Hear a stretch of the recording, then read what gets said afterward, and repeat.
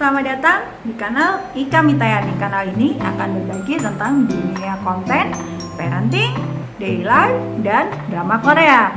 Nah, kali ini saya mau sharing tentang bagaimana cara mendapatkan ide untuk konten. Pak, ide konten ini sangat penting karena begini, media sosial itu tanpa konten gak akan ada orang yang tertarik untuk berkunjung di akun teman-teman. Yang pertama adalah bikinlah konten pilar. Konten pilar ini nantinya akan berguna buat teman-teman ketika bikin konten. Nah, konten pilar itu seperti apa sih? Konten pilar itu bisa terdiri dari inspirasi, motivasi, edukasi, dan hiburan. Atau bisa juga dengan konten viral, konten edukasi, jualan, dan motivasi. Terserah, ini bisa dikombin sesuai dengan tema media sosial yang teman-teman usung gitu ya. Yang kedua adalah banyaklah cari ide dimanapun dan kapanpun. Nah, itu tulis di jurnal teman-teman atau bisa juga melalui ponsel gitu.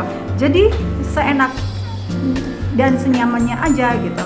Cuma kalau di buku dia nggak akan ada momen-momen tertentu kehabisan baterai. Momen-momen tertentu harus buka dulu lah, klik dulu, langsung buka tulis gitu. Tapi bedanya teman-teman nggak, kalau misalnya pakai ponsel dimanapun dan kapanpun teman-teman bisa nyatet. Kadang kan suka ketinggalan tuh bukunya, atau kadang kalau bawa tas kecil suka nggak muat gitu. Nah, itu terserah senyamannya teman-teman. Yang ketiga adalah banyak baca buku, baca e-book, baca blog, baca website, baca konten-konten di media sosial dan lain-lain. Tujuannya apa?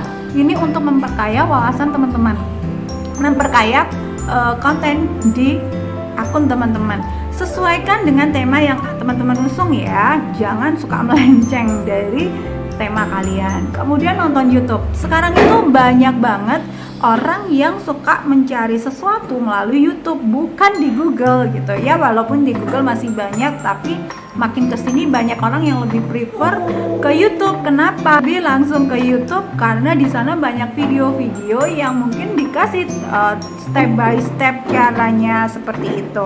Nah, teman-teman bisa dapat ide dari situ juga.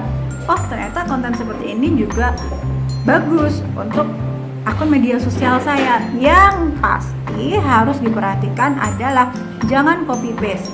Tuh, yang berikutnya adalah pastikan ide tersebut sesuai dengan tema kalian ya. Berulang kali saya tekankan ini karena kadang suka segala macam ide konten itu dimasukkan ke dalam media sosial, akhirnya jadi antah berantah kan gitu. Jadi nanti akan kesulitan mudah ditemukan oleh orang lain. Oke, yang berikutnya adalah mengobrol.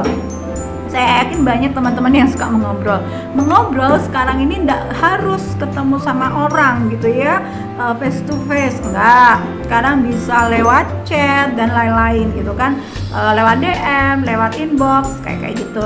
Nah, di situ teman-teman bisa manfaatkan obrolan kalian, ambil kesimpulannya apa, siapa tahu itu ternyata bagus nih buat ide. Nah, itu catat aja, tapi pastikan bahwa itu harus dari sudut pandang teman-teman, dari versi teman-teman gitu kan.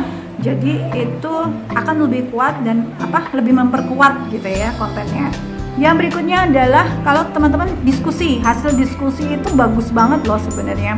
Jadi kalau teman-teman punya ketertarikan di bidang parenting, psikologi atau apa, terus suka berdiskusi tentang satu hal sama teman diskusi, ternyata bagus nih jadi ide konten, dan jadilah konten baru buat media sosial teman-teman. Yang berikutnya adalah curhatan.